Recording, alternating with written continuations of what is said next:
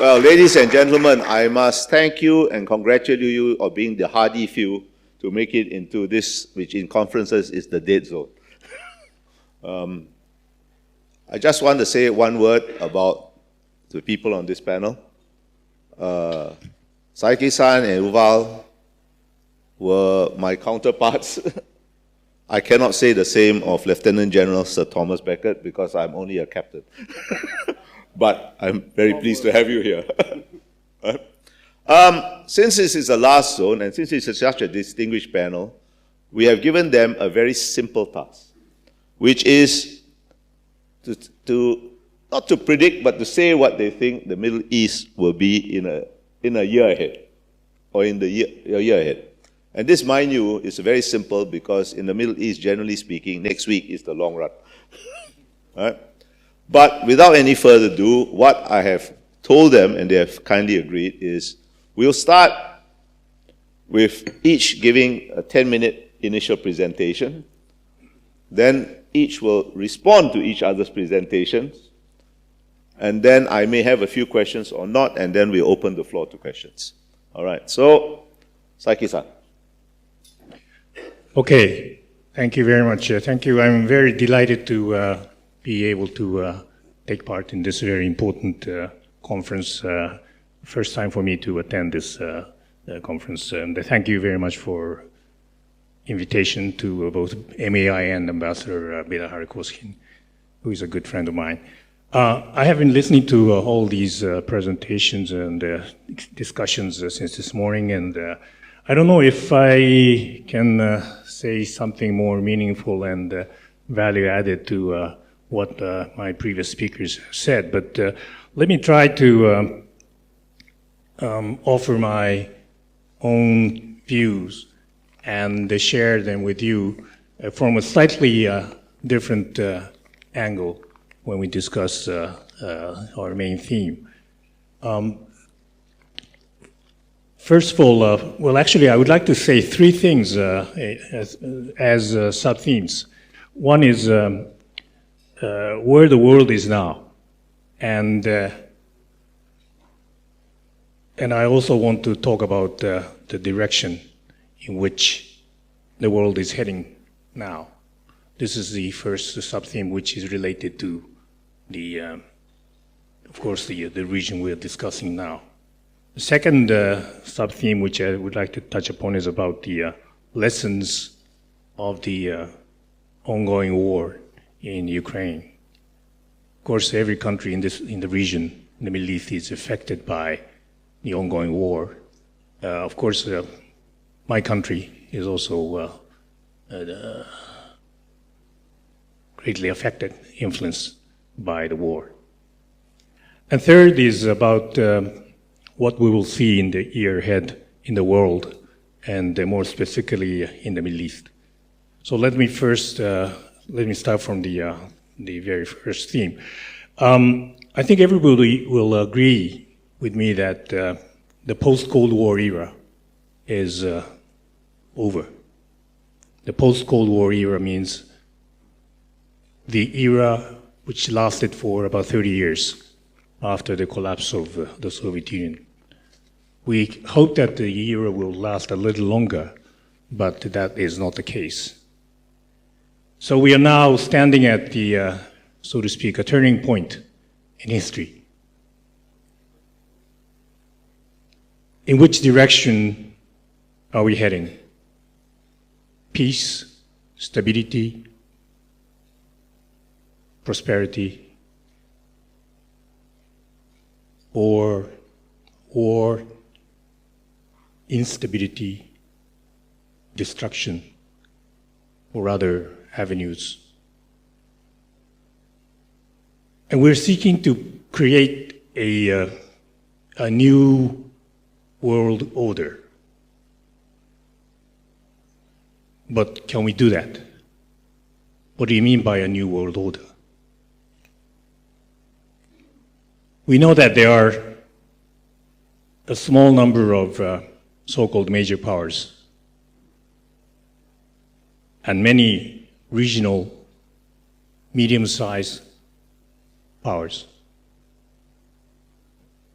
and the rest, perhaps there are more than 150 countries in the world who belong to the developing world. It is clear that we are now living in the multipolar world, which is unfortunately far from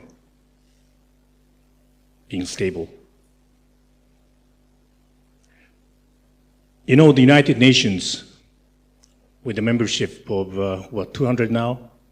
When it was founded, it was only 51. Now, that number of membership, you cannot keep unity among the member states. Therefore, the UN system as a whole is not effectively functioning as a framework for world peace and stability. Look at P5. They are not discharging their responsibility to maintain peace and stability in the world.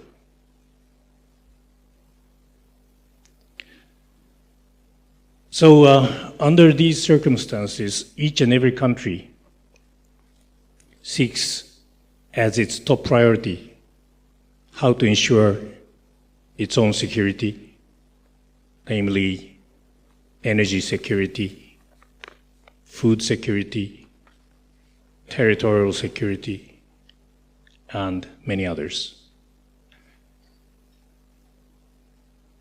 For the nation's stability,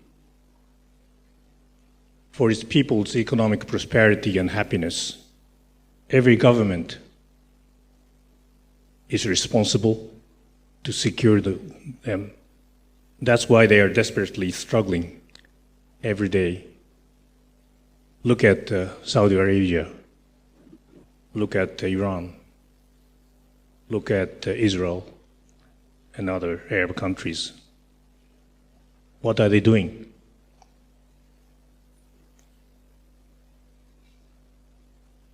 The answer is very simple. For survival and security of their own people. Ultimately, this is the core national interest for every nation.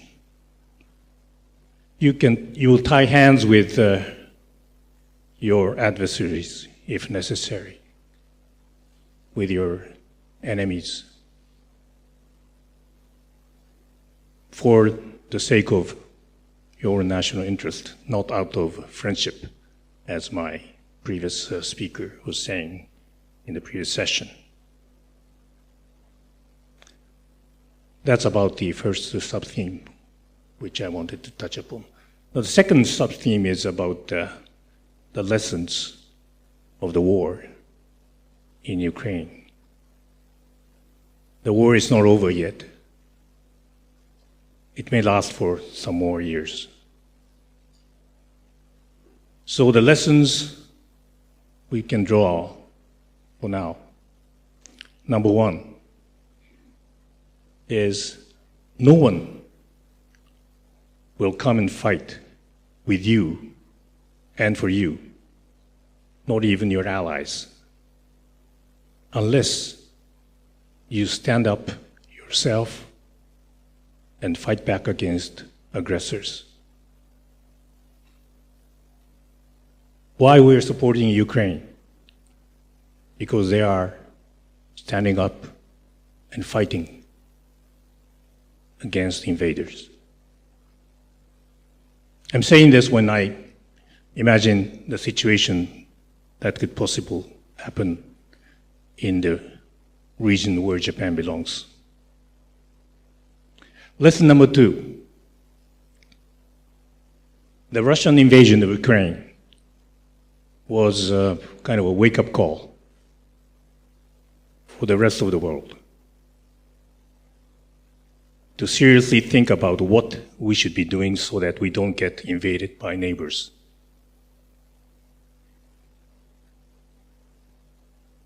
And lesson number three, the word justice justice is not just one. This is what we learned from the war. Ukraine. Russia claims that there is justice in their war. They don't use the term war, special military operation or something. But Ukraine also has its own justice. So does China. So does North Korea. By the way, they launched again ballistic missile this morning. They claim that this is the rocket reconnaissance satellite. So, according to North Korea, what they are doing is on the basis of justice that they define. And Taiwan, of course, for that matter, has its own justice. But there is one thing very clear that we can all agree upon. It is illegal and wrong to breach the international law, to invade other countries by use of force. Sovereignty of individual nations should not be violated. Suggestion of use of nuclear weapons is totally out of the question. Now, this is why the international community must strongly condemn Russia in one strong voice. Of course, countries have economic reasons and other reasons to maintain relationship with Russia. But Russia's blatant disregard for rule of law is a matter of serious concern for all of us. As I said, Russia is a P5 member of the United Nations. Ukraine today can be us tomorrow. Now let me turn to the third sub-theme, the year ahead in the world and the Middle East. I want to point out three things. One is next year is a major national election year for many countries, including Taiwan in January, Russia in May, Ukraine the same month, United States in November, and perhaps for Japan also, general elections. These important elections may have major impacts on the geopolitical situations in many parts of the world. The Middle East is one of the regions where such impacts may take place. Countries in the region, however, both big and small, will try to move forward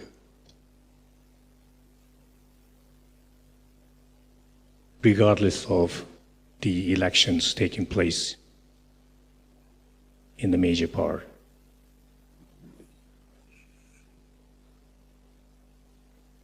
Well, we'll see how fast Saudi Arabia will move forward, how much forward moving Israel will make. Turkey, after the election of Erdogan, the second term, oh no, second or third?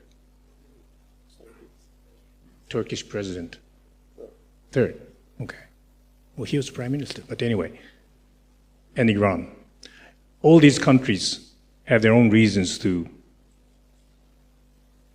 join hands with their adversaries and friends. So whether the political picture of the Middle East looks good or bad, I don't know at this stage. Things move too fast. Developments are taking place very speedily. So what we're discussing today may not be valid next year, this time. But in any way, I will stop here because I don't want to take too much time, but those are the views which I wanted to share with you, and thank you very much. Thank you, Saiki-san, for that rather philosophical, even elegatic intervention. You well? Thank you. Thank you, first of all, Bilahari, for inviting me to the Middle East Institute. I'm actually enjoying coming here because I've been in Singapore many, many times. But this is the first time I'm using Emirates Airlines to come from Tel Aviv all the way to Singapore. Throughout all my years, before Corona and before Abraham Accords, I used to take El Al all the way to Bangkok and only from Bangkok to make the transit. So it's a very welcoming change, a very evident change to what the Middle East can be, if. So I just want to say a few things because I am from the Middle East, and to provide some prediction about the Middle East a year ahead. It is definitely mission impossible. This also contains a very significant element because in everlasting world, the changes in the Middle East are the most, I think, dramatic way, especially in this era of uncertainty and difficulties. However, for some countries, it's also an era of opportunities. If they know to pursue it wisely and prudently, I think there is definitely an element of positive trajectory that we can all provide in the Middle East. But on the contrary, in time of uncertainty, there's a lot of, I would say, moments that some leaders might take missteps or miscalculation in the way they interpreted the other side intention or capabilities. And my own sense that the changes in the last few weeks and months in the Middle East actually may produce this difficult moment of uncertainty with sometimes maybe even miscalculation. So, since it's almost impossible to predict how it's going to be, I will try to share with you 5 dimensions that I will pursue and observe and monitor the most in the next few months. Number 1 is Iran. By all means. This is the number 1 issue that I think all of us who are interested in the Middle East should pay attention to. Because Iran seems to be in a better shape today than it used to be a year ago or 2 years ago or 3 years ago. It has to do, number 1, with the fact that there is a continuation of the reduced interest and engagement of America in the region. But second, and I think the most important thing, is that Iran is enhanced a lot by what took place with respect to the war between Russia and Ukraine. You have a country that actively and publicly supporting Russia in the war against Ukraine. You say that Russia needs to be condemned. We never say Iran needs to be condemned too. Because to do that so bluntly and realizing that there is no necessarily action from the Western countries in a political, economic, and strategic way, what does it mean to all the other countries in the Middle East? That's the question. When the Western countries don't seem to will to confront this policy, that means a lot. Because there are providing almost all the tools necessary for Russia at this moment to go on with this war. American interest, European interest are undermined daily in Ukraine. And nothing is said or done to confront it. Big story. So if they don't have anyone to confront them, question why to stop? Why not to take it one stage further? Entertaining with the idea of moving even one step further to be a threshold country when it comes to nuclear capabilities. Who is going to stop that? Shimon Peres used to be my first boss in the foreign ministry. I was 25. But he had a line then that stuck in my mind. He said that if you don't provide a red light, it insinuated it's green light. So if Iran is not going to be stopped there, it's a green light to move on other fronts. Second, which is connected, is our friend from the north, Hezbollah, a proxy of Iran, armed with 140,000 rockets and missiles. I don't know how many countries you know are equipped with so many rockets and missiles. But they, as a non-state actor, are doing that. And by the way, there is 11,000 UNIFIL forces are there to stop that. I repeat, 11,000 soldiers from the UN on the payroll are supposed to comply or implement the 1701 Security Council resolution. Nothing is happening. So when he lately started to entertain with the idea and some provocation, because he sensed that Israel going through some crisis internally, and Israel might not be able to, or might not will to, counter or basically confront some of his provocation. But one of them, today, tomorrow, a month, a year from now, might be intolerable not to confront. And that's going to be a significant element that is going to take place in the Middle East. Third, I agree with you, it's the American election in November 24. I remember when I was asked to make some comments about the election in Turkey, I said I'm a little bit more worried about the election in America. Because that's going to impact many countries in the region to the extent that some of them may either initiate or put on hold some ideas. Depends how the pause is going to be shaped in the next few months in few months. If they're going to sense that a change might take place, all those agents of change in the region, primarily Iran, might make a move. But if there's not going to be a change, it will be interesting to see how the other countries in the region are going to react to that.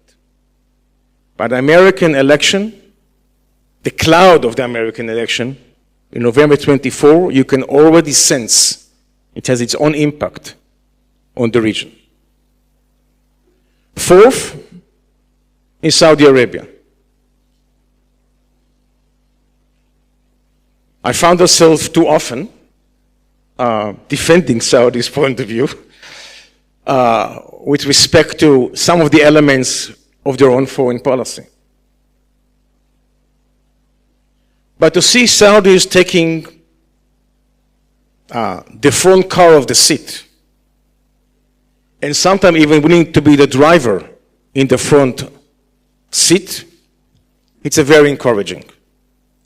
Because in the past they have been on the back seat of the car, and today to be on the front seat of the car, it entails all sorts of responsibilities and understanding of the difficulties when you travel and drive the car. So if in the beginning there were some efforts or some ideas to use kind of military activities, today you see, I think the Saudis moving more and more into more diplomatic means to pursue that. And I think that has to be that is very encouraging in many ways. I have my own interpretation about Saudi Arabia, Iran. If you're going to ask, I will talk about it.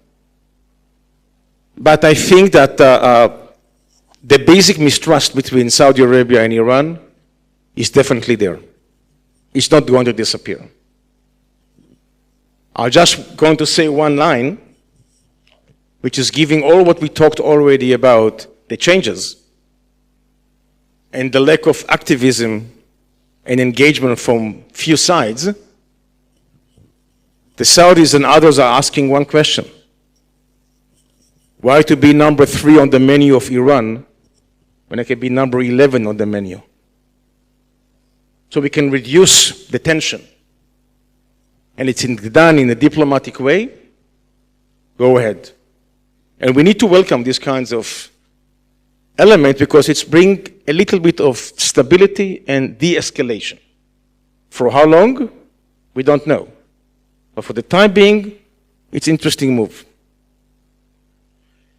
And fifth, I don't want to leave you only with the gloomy kind of sentiments. The discoveries of the offshore gas in the Eastern Mediterranean basin, it's an amazing, promising development of cooperation and partnership, not just between friends and neighboring countries, but also with countries that we don't have a relationship with. Since the peace with Egypt in 1979, Israel was never welcome to any regional conference or group. Well, gas and energy that was discovered first in our region in 2010 has brought Egyptian government to form a forum of gas that Israel is part of it. And I think the trick will be if we can use the gas discoveries to enhance the layers of security in the region. So when you see Chevron buying Noble Energy, that was the group that basically do the exploration and development in Israel to begin with, Chevron is a giant. You see British Petroleum in position to buy 50% of the Israeli New Med offshore gas company. To bring British Petroleum to the region, that's a big statement. And if you have Mudabala, a sovereign fund from the Emirates, investing in Israeli energy company, when you see Qatar sovereign fund being invested in what might be the future Lebanese offshore gas, and you have to add to that any Italy or Total France, our friends, it's a new level of cooperation that we have never seen before in the East Mediterranean basin, to the extent that it's definitely contributing to stability and definitely less appetite to provoke a confrontation, because too many companies and too many countries are now involved, including Arab countries from the Gulf. So I leave with a little bit of hope. My beginning comments. Thank you. Thank you, Yuval. You gave us a very realistic assessment, but one with a bit of hope. Because if you have something to lose, you don't start a riot. Thank you. Sir Tom. Thank you, Bilahari. And I'd like to add my voice to the others to thank the Middle East Institute for organizing this event. It's been a really stimulating day to listen to all the panelists and listen to the questions and answers and discussion that's come out of it. So thank you very much. And like the other panelists, trying to predict anything in the Middle East is a dangerous game because it has an unerring ability to surprise you, and we could all wake up tomorrow morning and find that there's been another strategic shock. So what I hope to do is in the letters that were written to speakers, part of the guidance was this might be a wrap-up summary of the wrap-up panel for the day. And what you're going to hear from me adds very little that what you've already heard together, but I may just package it in a slightly different way. And the way I'm going to look at it, which hopefully sort of flows to sort of a conclusion, probably an underwhelming one, I have to say. The way I'm going to package it is express some of the disappointment that is prevalent in the Gulf with Western powers and the like, the determination of Gulf actors to look after their own business, and then consequent from that, the diversification that they've had to engage in. So if I talk about disappointment, and Dr. Adnan was talking about the Pan-Arab dream and so on in the 50s and so on and so forth, but actually if you put that to one side, because quite a lot of the leadership, the real leadership of the Gulf weren't around at that time, you could be forgiven if you sit in the Middle East of thinking that history began in the 1970s. And I say that because when you look at what happened, 73, the Arab-Israeli war and the ensuing oil embargo, 79, the Iranian Revolution, slightly further east, the Russian invasion of Afghanistan, the Iran-Iraq war, Saddam's invasion of Kuwait, the 2003 Iraq invasion, the 2006 Hezbollah war, the 2011 Arab Spring, 2014 Daesh campaign in Syria and Iraq, and then then 2015, the Russian intervention in Syria. And I've probably left out a lot.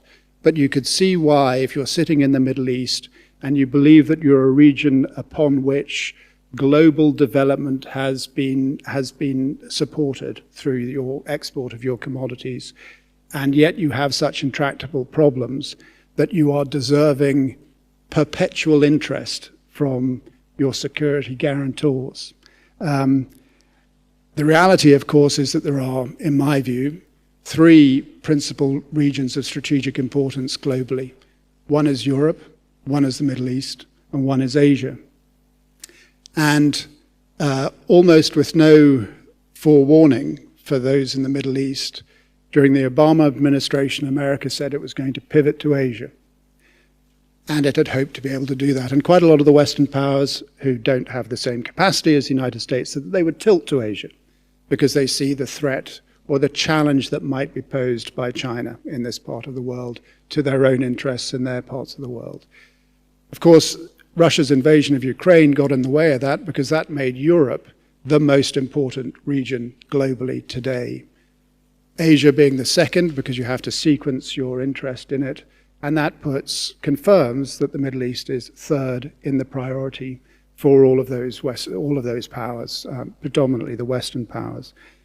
And so that becomes upsetting, particularly if you're striving for security when you can see that there is insecurity, and when your principal security guarantor, as was expressed this morning, does want to do things differently. And there has been a consistency from Democrat to Republican to Democrats. You look at the Abqaiq attack in 2019, which occurred during the Trump administration, and Saudi's view that it was a wholly underwhelming response from America. You look at the 2022 attacks against Abu Dhabi and the Emirati view that the Biden administration's response was wholly unsatisfactory. And you can see why there's disappointment in the main security guarantor and the West as a whole. And what will come out of that is sometimes acrimonious exchanges. And we often, sitting in the West, although I don't, I sit in Bahrain, see it from the perspective of what the Gulf region is doing against us. But it works both ways. You know, the American response to the OPEC Plus decision to cut production was pretty vitriolic. Yet if the administration had waited a couple of weeks, they'd have seen that the markets had stabilized and they wouldn't have had to fire that bullet of indignation. So there's acrimony there. And so that takes me on to my second point, which is determination. And I say this is the determination of the nations of the region to look after their own interests. And I'm really only talking about the middle powers. And the middle powers are Saudi Arabia, the Emirates, and Qatar. Kuwait is a middle power, but it chooses not to exercise it because its foreign policy position is in many ways much more aligned with the West than the others. That's my view. But for those middle powers, they are middle powers on a mission. And this is what I think their mission is. It's the mission to realize their economic development plans and programs and achieve wider influence within a limited time frame for the long-term sustainability of their nations. As we spoke about in the previous panel, they know that energy and the benefit they get from energy is going to change, and they need to diversify. And so they are on that economic plans become the most important.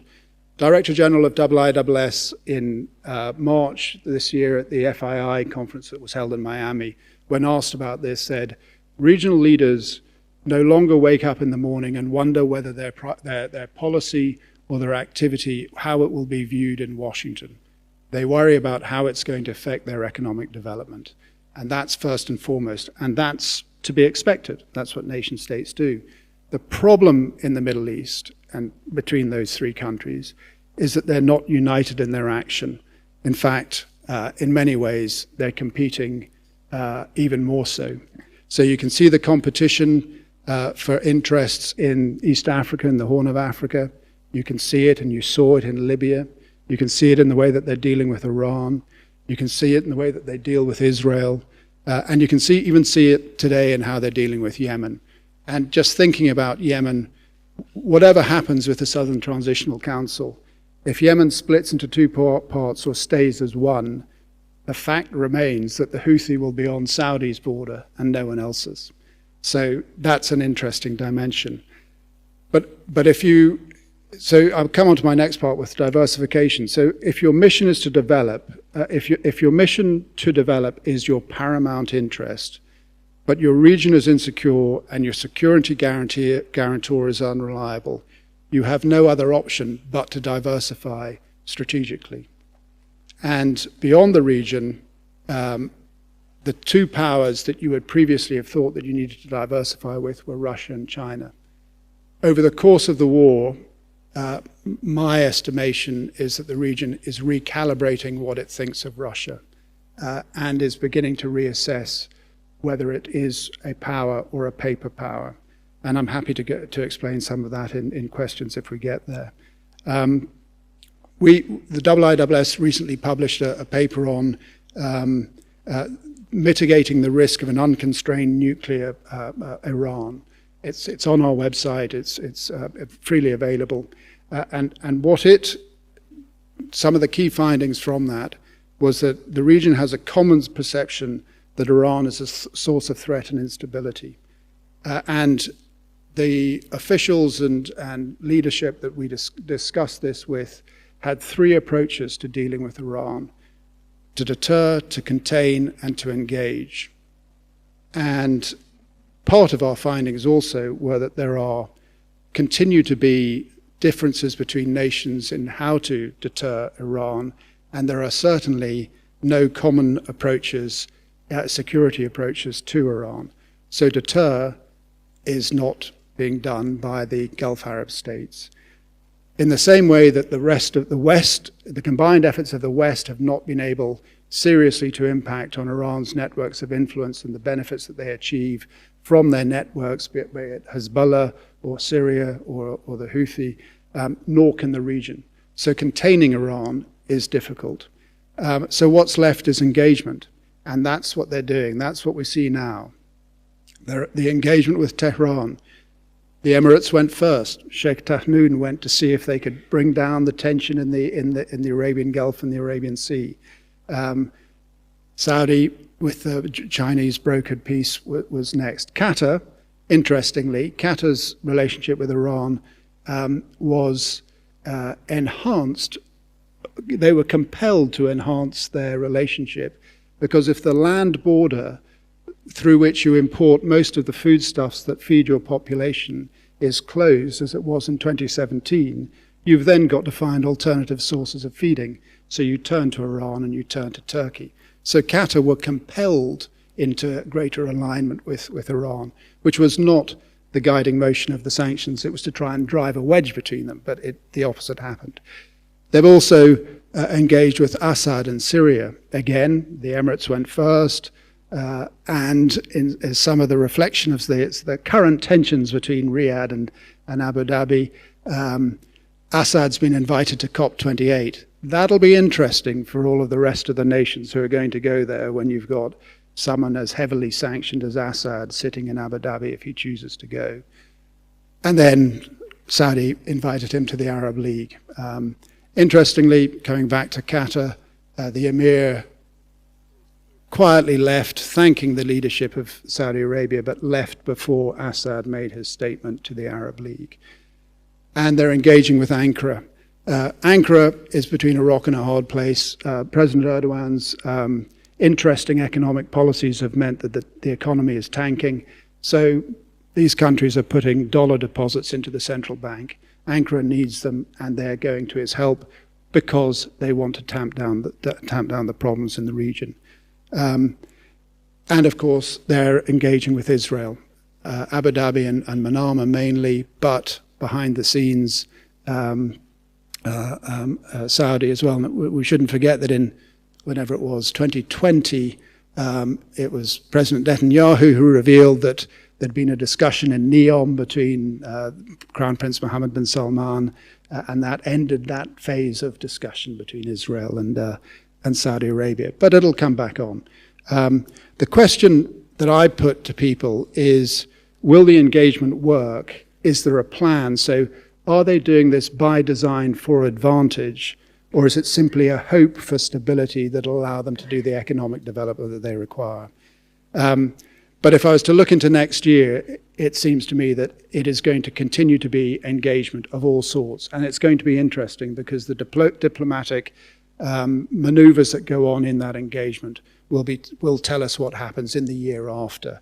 But as always in the Middle East, there are spoilers, and this is my concluding part. And the spoilers could be Iran, and they could be Israel, what it does, but also the repercussions of what could be done to it, and then lastly, as is always the case in the Middle East, internal challenge. Thank you.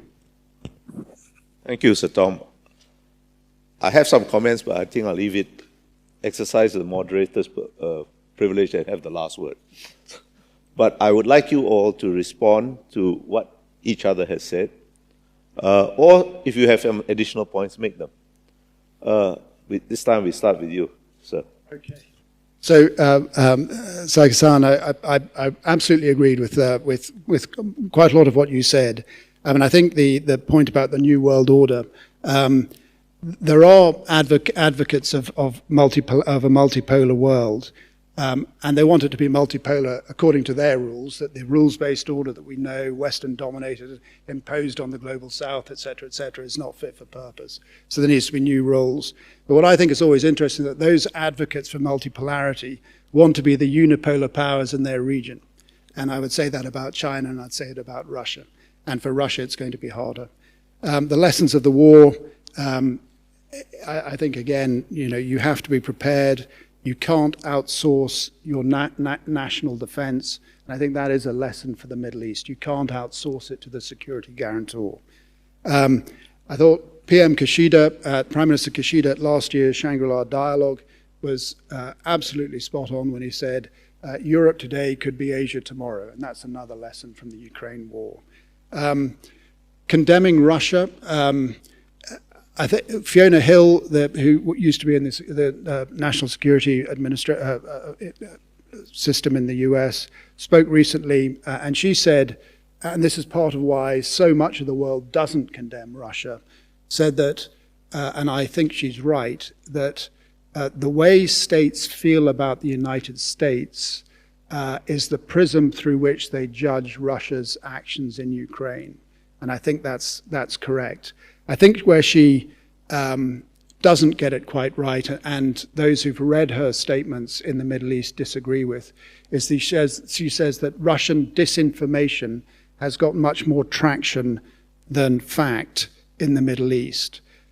And where people in the Middle East take umbrage with that is it sort of implies that if only we explained it better, they'd understand it, which is sort of patronizing. And there has to be a different way of dealing with that to get countries to condemn Russia. For the Director General, I think you're right, miscalculation is a risk, and it's ever present. I think Iran, and I'm not being short-termist. Again, there was a great statement that the hijab protests were an indicator, and it's not going to come about now, but it is going to come about. As someone said, it's the revolution of the granddaughters against their grandfathers. And there's no one to pass the torch in time for the Iranian Revolution. So it's going to peter out, and that was the first indicator of it, even though they're being suppressed now. I think you're also wrong. I think the EU and others have put additional sanctions onto Iran specifically for the provision of weaponry to Russia. I think I can come back to that elsewhere. Hezbollah clearly, definitely. I think the US election, I think you're right, it's of interest to the region. I think it's also of interest to what happens with Ukraine, because if trying to get it off the table, the political table in America means that Ukraine is somehow convinced to go into negotiations, then that will be a demonstration that in Europe, which is a key battleground for the United States, that its security guarantee is time limited and as ever dictated by domestic policies. And I think I'll leave it at that. Well, a few things. Lessons from the war can also be relevant to countries like Ukraine. Because the question is about whether Ukraine did wrong in 1994 to give up on its nuclear capabilities. Whether nuclear capabilities is a recipe for some degree of security. And I think that when you see that, when you see what took place with respect to Ukraine, some countries in the region, especially those who have some appetite for this issue, might draw a lesson which push forward a very serious proliferation of nuclear capabilities that we have to have in mind. It's interesting because one of the items has appeared on the media for Saudi Arabia to normalize relationship with Israel and through the American goods services is actually America to provide them capabilities or ideas or know-how and everything that is relevant for nuclear capabilities. That's interesting. The lesson is interesting, why this actually there from the American, and what does it mean for the American to negotiate a story like that? Well, in Australia it was already a precedent when nuclear submarine is provided now to Australia. So there is a change. The problem is not if America do, what if the other guys are doing that? The Russian, the Chinese, everyone else, that we a little bit feel less comfortable if they take the initiative on that issue. Well, most of the Middle East, I mean, as a country that represents the Middle East here, I think that we all need to be a little bit more humble about how strong we feel about certain things. And the fact that you have two gentlemen, one from UK, one from Japan, it's interesting because we are sitting here almost, 35, 40 minutes, we haven't talked about the Palestinian even. What it means that we have discussion about the Middle East and no one mentioned this issue. What it means for Arabs when they talk with us about this issue too. I'll leave it to you to think about. Thank you. Saiki-san. Thank you.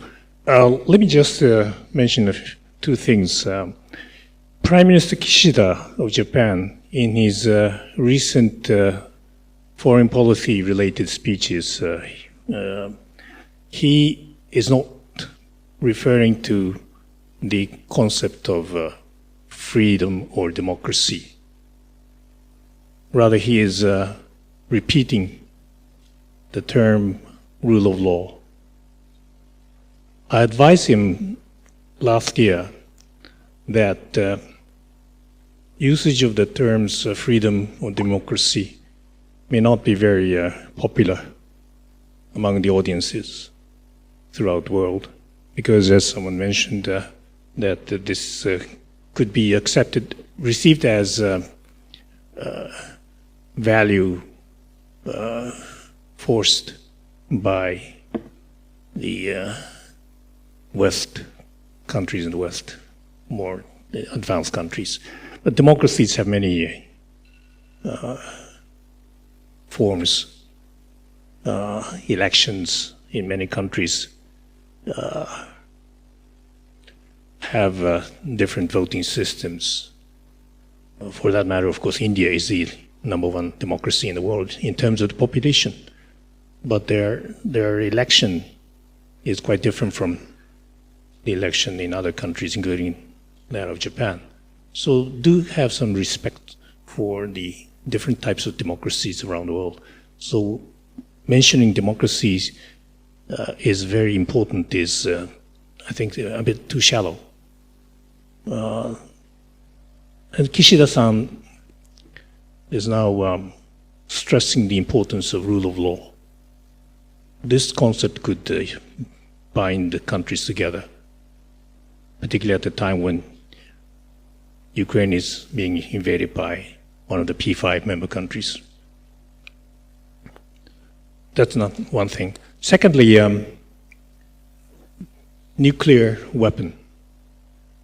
When Japan hosted the so-called G7 summit meeting 2 weeks ago in Hiroshima, all the G7 leaders, including the President of the United States, together visited the museum where the disastrous scenes of the nuclear devastation were displayed. And also other leaders from other countries, including India, and of course President Zelensky of Ukraine also visited the museum. So the use of a nuclear weapon only brings about total destruction, and nothing is going to be created. And I think the leaders around the world should visit Hiroshima, visit the museum. And after visiting the museum, they should realize that even mentioning that nuclear weapons might be used to your neighbors is a totally crazy idea. And we should remind these crazy leaders that they will have to pay the price for what they'll be doing. These are the two things which I just wanted to add.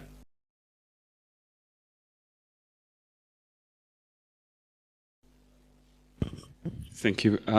So quickly, I'd be curious to get your thoughts on as we do predictions, on a topic that we actually didn't really cover, which is the trends in Islamic terrorism or transnational terrorism, such as Al-Qaeda and Islamic State. And a lot of the conference was designed around the idea of the new great power competition. So that's not a topic that was on the top of the list. But I'm curious if we are underestimating the potential for a revival of that type of terrorism, because a lot of the places where that terrorism emerged are not in a peaceful state. I mean, we are talking mostly about frozen conflicts if we look at the region. So how much do you think we should be concerned about that potential for Al-Qaeda or Islamic State or any new type of organization such as this one? Thank you. Let's collect one more question. Somebody else had a question. Okay, there are two more questions at the end of it. Zainul, and then Anthony.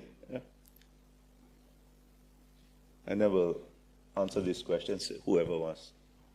Thank you, Chairman Bilahari. I have two quick questions, but before that, I'd like to congratulate MEI for really an excellent conference.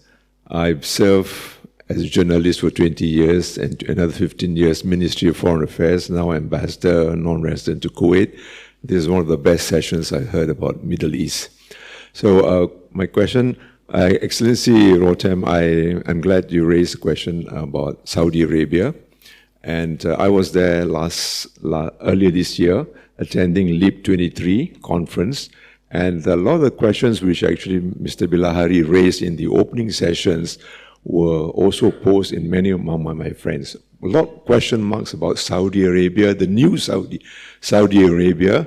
My question is, what do you think of the leadership, the quality of leadership, not only Saudi Arabia, I suppose Iran and other parts of the Middle East, in terms of the changes we are talking about the whole day today? And related to that is actually when you mentioned, Mr. Rotem, about Hezbollah. I think you read my mind when I had this question, why only Hezbollah? What about Israel? And you later on raised the question yourself. What is the role of Israel in the question about the year ahead for Middle East? Thank you. Thank you, Chairman. I'm very impressed with your gang of four to end the day. But I have a question that connects Aki Takasa and Sir Thomas. For Aki-san, 50 years ago, the oil shock caused you great pain, very dependent on Middle East oil. 50 years later today, you same, heavily dependent on Middle East oil. What happened next, if anything happens like last time? But the connection with Sir Thomas is this. 100 years ago, you decided that the Navy should be British. Thank goodness for that. And you defeated the Russian fleet. Now we come back to Sir Thomas. Sir Thomas, I watched the burial of King Hussein. And now Sir Tony Blair was there. And he saw the commandant of Sandhurst, of which you are one of the alumnus. And Sir Blair said, how come you know so many of the leaders of the Middle East? And he said, I was just an officer in Sandhurst, you know. What is important is this. You just related the marketplace for war in the Middle East over the last 50 years. And you have such a nice grasp of it through Sandhurst. And I've seen the relationship. I went with the Crown Prince of Luxembourg, who went to Sandhurst with the Sultan Qaboos of Oman and the Sultan of Brunei. And we went to an audience in Brunei. The relationship is amazing. So now we, as Takasan says, we prepare for peace with defense, good defense. You have a defense minister who is also a Sandhurst guy. And his relationship with the Middle East is pretty interesting.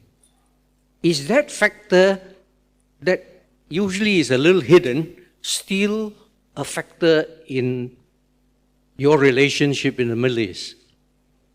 Okay. I stopped it at 3 because we have 3 panels. All right? And I will exercise my dictatorial tendencies to allocate the the answers. Psyche, I think it's naturally to you. Can you answer the one on terrorism? And Sir Thomas, you answered the one on Saudi Arabia. And was it a comment or a question on tennis? So I think we'll start with Psyche because it's the most specific question. When this oil crisis occurred in Japan, I was a college student at that time. And I still remember very vividly that all the households ran out of toilet rolls. We all panicked. We made a long queue in front of the drugstores where we had to purchase toilet rolls. We learned a lesson, actually. Of course, we still depend on more than 90% of our import of oil from the region, Middle East. But we are, at the same time, we are trying to diversify the sources of import from many countries, not outside the Middle East. And also, we have a stockpile of crude oil that holds Japanese economy for more than a year. Also, this requires a political decision by political leaders in Japan. We have about 37 nuclear reactors in Japan. But after the Fukushima, most of them have been suspended. Only 1/3 of the nuclear reactors have permission to reactivate. So the remaining, of course, we have to depend on the renewable energy, but there's a certain limit, as everyone knows. So if political leader in Japan has the courage to ask the nation in the elections, can we go ahead with the reactivating the nuclear reactors? This requires political courage, but I hope that Japan's Prime Minister has that political courage. Thank you. Terrorism is going nowhere. It's there. I think that we have just learned better to cope with this on certain issues. Collaboration, cooperation on intelligence between countries. Some of them don't want to be revealed namely or publicly, but I will mention just, let's say, Egypt on Sinai Peninsula. That was a major issue 2 or 3 or 4 years ago. Now it's reduced significantly because of some degree of cooperation that has to address these kinds of issues. I think that what you see throughout the Middle East, behind the scene, quietly, better cooperation, and this is part of the story that they don't see us anymore as the ultimate enemy. Israel is still, with some Arab countries, still on the column of enemy, but in some Arab countries we move to be frenemy, between friend and enemy, because we can contribute to some extent to their better stability, coping and dealing with the issue of terrorism. I think that overall, you see in the Middle East today a little bit more pragmatism than what it used to be. I take my country, for example, which you ask about Israel. Pragmatism, even though it doesn't seem like that, it's very much the case. Because first time, we have some degree of ability to maneuver between different interests. So when we have UAE, which we respect a lot, because of their initiative in 2020, they have a voice, more than many other countries in Europe today, to have an input when it comes to our policy. For example, the fact that we are together with them on what you call I2U2 cooperation, this was not something that we have been used to. If you ask Israel 6, 7, 8 years ago if the security of Israel with respect to Gaza and Hamas is going to be, to some extent, shared with UN representative or with Qatar, it was unheard of. So there are some movement in a better way to deal with all those issues. It's still there, make no mistake. But there's a better coordination and there's a little bit better collaboration behind the scene on this issue. Thank you. Just very briefly on the extremism, I agree with everything that was said there. I think what we're not doing is looking at where it's spreading to. And so the problems in East Africa and the Sahel are going to come back and bite us. The ungoverned spaces of Africa are going to be a problem in the future. On KSA leadership, it has been reported that His Royal Highness Prince Mohammed bin Salman said, we need to get Saudi back to what it was like before 1979. And those people who listened to him sort of thought, he's talking about the Iranian Revolution in Iran again. He wasn't. He was talking about Mecca and the mosque takedown and how that scared the Saudis into, first of all, getting rid of the jihadis to go and fight in Afghanistan, but also to become more conservative. As I know, he once said, we used to have dancing in Mecca and Medina before 1979. Women used to be able to drive until we brought in driving licenses. And he wanted to change Saudi because he knew that Saudi had to change. And in simple terms, for the Arab world, Saudi is the country that the Westerns love to hate. But it has changed so much. You just need to go there. And one example of it, Iran International, whether you agree with what it does or not, when it's broadcasting the Riyadh season and there are men and women at concerts and the women can be either covered or uncovered, it doesn't really matter. And that's being broadcast into Iran at the time of the hijab revolt. And Iranian women are going, hang on, if the Wahhabis can do that, why can't we? So that's pretty powerful. That's a big change. So yes, there have been foreign policy mistakes. And we were talking about it previously with one of the speakers. America's made a lot of foreign policy mistakes, but it's the biggest country in the world, so it's probably going to make more than others. But if I look at Saudis, was Yemen the right thing to do? It's actually driven the Houthi closer to Iran. The assessment at the time was that the Houthi weren't they wouldn't take orders, they weren't getting that much munitions. They're much more co-aligned now. So was that the right idea? Was sanctioning Qatar the right idea? Did it make the Gulf approaches better? Was asking Hariri to stay in Riyadh the right thing to do? Was murdering Khashoggi the right thing to do?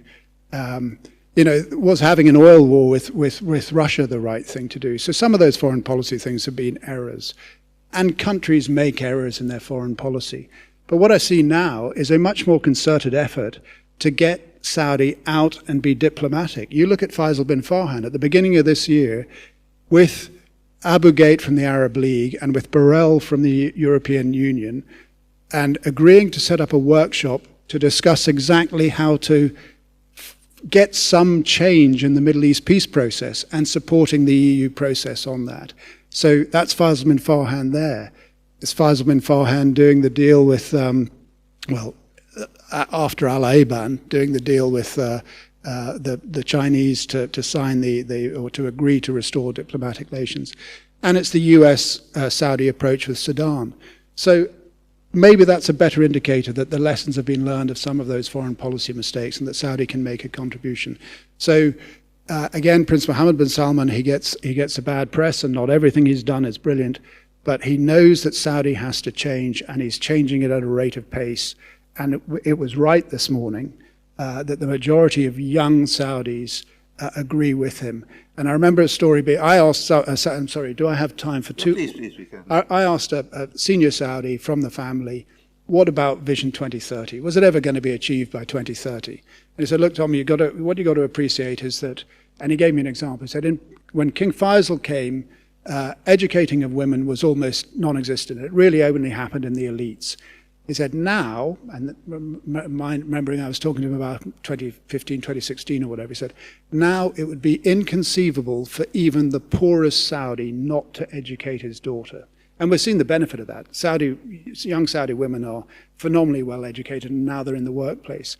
He said, so Vision 2030 is a conversation with the nation that will bring about change. And so not everything's going to happen, and we shouldn't expect it all to be happen. But he's setting deadlines for a change in the country. The risk, of course, and it seems secure right now, is that Saudi is it's a proper country. 26 million Saudis, extreme poverty at one end to extreme riches at the other. Most of them fully in support of locking people up in the Ritz to claw back the money that's been stolen from the system. But there are risks inherent in rapid change, and that will be the question. Oh, and sorry, the Sandhurst piece. So, yeah, very quick. Yeah, you're absolutely right.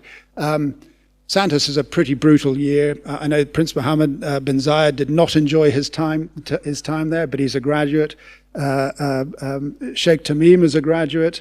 But it's also Dartmouth and Cranwell. Prince Mukran was a Cranwell graduate. Al-Raisi, the Chief of Staff down in Oman, is a graduate of Dartmouth.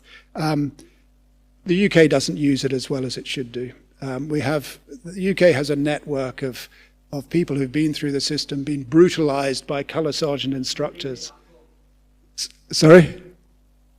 But we don't use it enough. It could be used better. And I don't mean to influence, but in terms of reaching a common opinion, so that we don't talk at the region, but also listen to it better.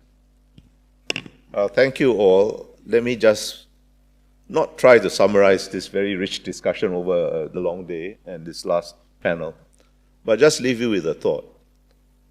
This morning when I was talking to Minister, I shared with him and the rest of you, wouldn't even dignify it by calling it a thought, an intuition, that there was some kind of parallel to be drawn about what happened in Southeast Asia 50 years ago and what's happening in the Middle East now, right? 50 years ago, I think Singaporeans in this room, I mean, except for people like Anthony, cannot understand the shock that we went through when America was defeated in Vietnam. Let's not mince words. I think in Japan too, right? But it served as a very salutary wake-up lesson. It brought the region together. It took another 15 years, because to resisting Vietnamese invasion of Cambodia, but it brought the region together, and it brought, we in Singapore took a very strong position against Vietnam invading Cambodia, for obvious reasons. We're a small country, you cannot look with this, in a rather sanguine way. But we always told the Vietnamese, this is not a bilateral issue. If you leave Cambodia, we will help you. The Middle East is at an early stage of this. And there's going to be many a twist and turn, as there was in Southeast Asia. But I know my friend Mike Singh doesn't like the term offshore balancer, but I think we are talking, listening to his we are talking about more or less the same thing. This is a question of what terminology you want to use. Because I don't think Fifth Fleet is going to leave Bahrain, I don't think the US Air Force is going to leave either Qatar or UAE. But large-scale ground interventions, I think that's not going to happen. And I think it's not going to be confined only to East Asia or Southeast Asia. I think sooner or later it's going to happen in Europe. Delayed by what's happened in Ukraine, but not diverted. And why do I say this? I say this because if I look around the world, if I was an American strategist, I frankly see no existential threat to America of the type posed by the Soviet Union. China is a formidable competitor. It's a revanchist power. But to call it a revisionist power, does it really want to kick over the table and change the whole system?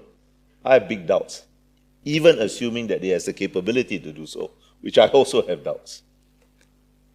Somebody mentioned terrorism. Terrorism is always going to be with us. Right? It stems from something very dark in human nature. But are terrorists an existential threat to any well-constituted state, let alone the United States? I don't think so. You have to deal with it. You'll never go away, you have to manage it. Iran. Iran is certainly considered, and probably with good reason, an existential threat to Israel. I mean, after all, they regularly threaten to destroy you. Right? So, of course, you think it. And of course, it's an existential threat in another way to Saudi Arabia and other Gulf states. But is it an existential threat to America? Now, for Southeast Asia, that statutory shock was actually, in the end, healthy. So all the doubts that have been expressed today about the reliability of America, I think these are all beside the point, really. You have to deal with America. I think the Gulf knows this. Israel certainly knows this. But you cannot only rely on America. You have to rely more on yourself, both nationally and regionally. Nationally, that process has gone much faster than I thought it would. Regionally, I think we're still at the beginning of the process, and there'll be many twists and turns, a slip here and there. But on the whole, I think it's a healthy development, and on that, for me, uncharacteristically optimistic note, I end this conference. And I thank you all, both the participants, the audience, those of you who have come quite some long way at some inconvenience to yourself, for coming here and enriching our discussion. Thank you all very much.